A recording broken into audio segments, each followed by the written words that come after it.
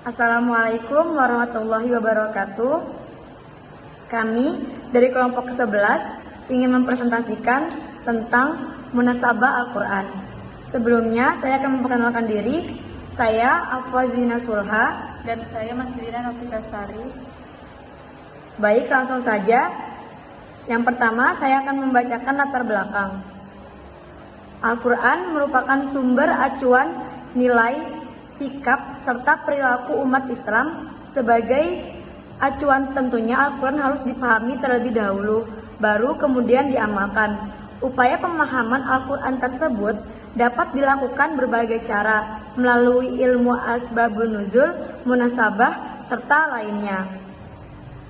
Jika asbabun nuzul mengaitkan satu atau sejumlah ayat dengan konteks sejarahnya, maka fokus perhatian ilmu munasabah antar ayat dan surat bukan pada kronologi historis dari bagian-bagian teks, tetapi aspek pertautan antar ayat dan surat menurut urutan teks.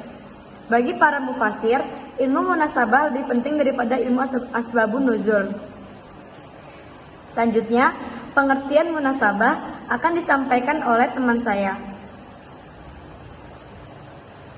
Pengertian munasabah. Munasabah secara etimologi menurut Asyuyuti berarti al-musyakah lah, keserupaan, dan al-muqarabah, pendekatan. Istilah munasabah digunakan dalam ilat dalam bab qiyas dan berarti al-wasf al-muqarrab al-li al-hukam, gambaran yang berhubungan dengan hukum. Istilah munasabah diungkapkan pula dengan kata robit bertalian. Az-zarkas, keterkaitan yang dapat diterima oleh akal. Mana al-qota, keterkaitan antara ungkapan dalam suatu atau antara beberapa ayat atau surat. Ibnu al-Rabi, keterkaitan ayat-ayat sehingga terlihat sebagai satu ungkapan dengan makna dan redaksi yang teratur. 3. Al-Bikai, ilmu yang mencoba mengetahui alasan-alasan di balik susunan atau urutan bagian-bagian Al-Quran. Selanjutnya, macam-macam munasabah. Yang pertama, ada munasabah antar ayat dalam satu surat.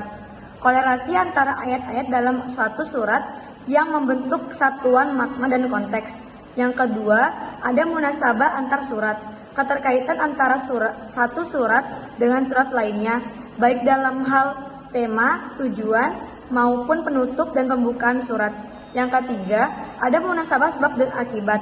Hubungan sebab akibat antara ayat atau surat, di mana satu ayat menjelaskan penyebab dan konsekuensi dari ayat lainnya. Yang keempat, ada munasabah ilat dan maklul. Keterkaitan antara ayat dan yang menjelaskan hukum ilat dan ayat yang menerangkan akibat atau hasil maklul dari penerapan hukum tersebut. Yang kelima, ada munasabah perbandingan. Perbandingan antara dua hal berbeda dalam ayat atau surat untuk memberikan pemahaman yang lebih jelas. Yang keenam, ada munasabah perlawanan. Kontras antara dua hal yang berlawanan dalam ayat atau surat untuk menegaskan pesan tertentu. Yang ketujuh, ada munasabah rasional akli.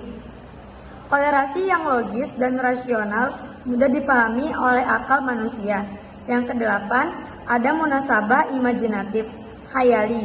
Kolerasi imajinatif menggunakan analogi atau perumpamaan untuk menjelaskan suatu konsep. Ya baik. Mengetahui munasabah dan fungsi.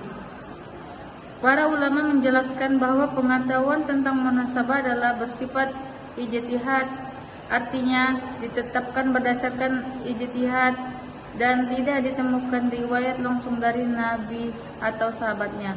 Oleh karena itu, tidak ada keharusan mencari munasabah pada setiap ayat, karena Al-Quran diturunkan secara berangsur-angsur mengikuti berbagai kejadian. Syekh Izzuddin bin Abdus Salam menyatakan bahwa mufasir bisa menemukan atau tidak menemukan keterkaitan antara ayat dan tidak boleh memaksakan diri jika tidak ditemukan keterkaitan yang jelas. Selanjutnya, ada pandangan ulama tentang munasabah. Mereka berpendapat tidak ada keharusan adanya keterkaitan antara satu ayat dengan ayat lainnya. Secara garis besar, ulama terbagi menjadi dua kelompok yang mendukung dan mengembangkan